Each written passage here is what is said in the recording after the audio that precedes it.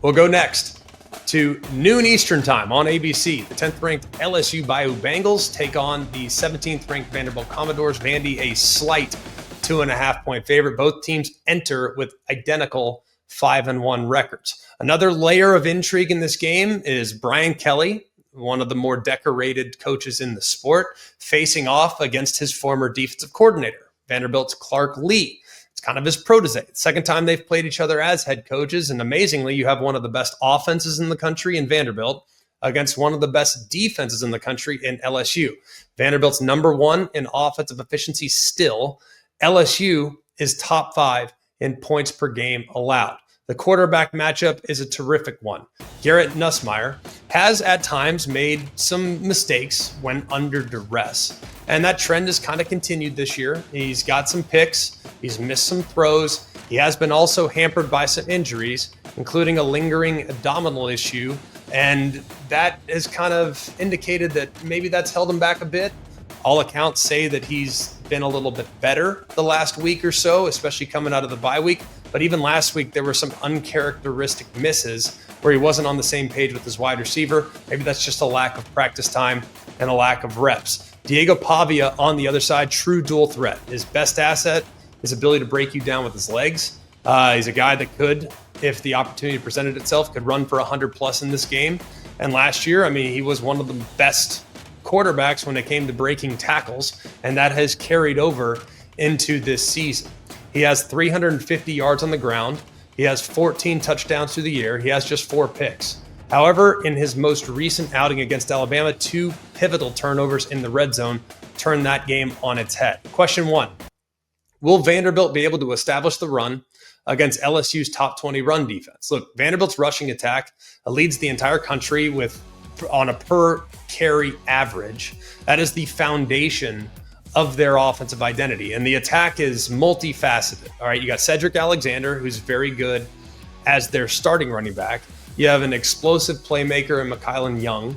And then you, of course, have the ever-present threat of Diego Pavia. It's a lot like a triple option. And this ground attack will face their toughest test to date against an LSU run defense that's among the nation's elite. They allow just over 100 yards a game and well under 4 yards per carry. And Blake Baker, the defensive coordinator, they've built a disciplined, physical front seven that is specifically designed to get you off schedule and to make life difficult on you while playing behind the sticks. Now, it's a unique challenge when playing against Diego Pavia, because how aggressive do you want to be knowing that if you over pursue, he can take off and really hurt you? This is an offense that has a lot of triple option principles.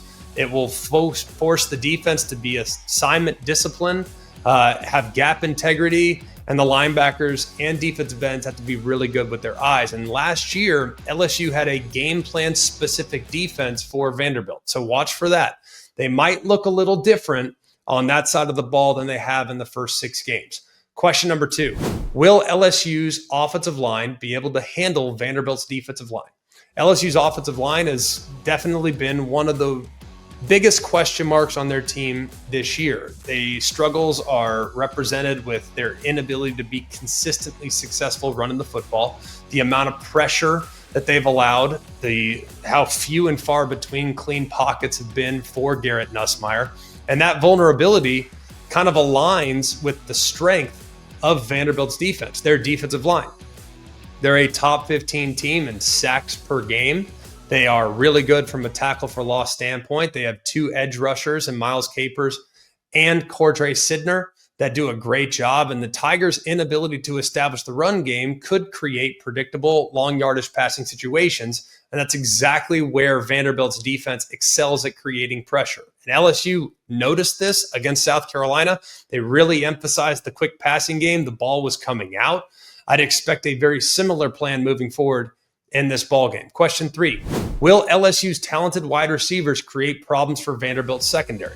LSU's best and perhaps most capable group might be at wide receiver.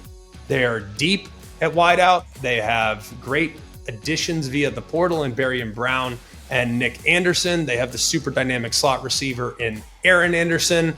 And then Trey'Dez Green is a star. He's 6'7" at tight end and had a massive game last week. He was at times just a red zone weapon. Well, now he's doing a lot of things in the field as well. expect his role to increase as things move forward. And the Commodores have been pretty susceptible through the air. They've given up a bunch of passing touchdowns, and they have not been elite in coverage at times throughout the first 6 games. Question 4. Will Vanderbilt win the turnover battle and control the tempo? Look, Vandy, they got to lean on a methodical tempo. They got to lean on a dominant rushing attack. They have to grind down the LSU defense. They have to control the clock. They have to win time of possession. And they also have to win the turnover battle. They lost at Alabama because they were somewhat careless with the football. 2 turnovers inside the red zone, one with Diego Pavia getting stripped, the other with an interception that Pavia threw on another promising offensive drive. So they have to be smart in this game because it's an opportunistic and aggressively talented defense that they'll be facing every single snap in this ballgame. I'm taking Vanderbilt. I think Vanderbilt's offense and the misdirection could force LSU to be a little bit more conservative, and that plays away from their strength. I think Vanderbilt will force a couple mistakes, and I also think it's got a chance to be a very low-scoring game. I would hammer the under in this matchup.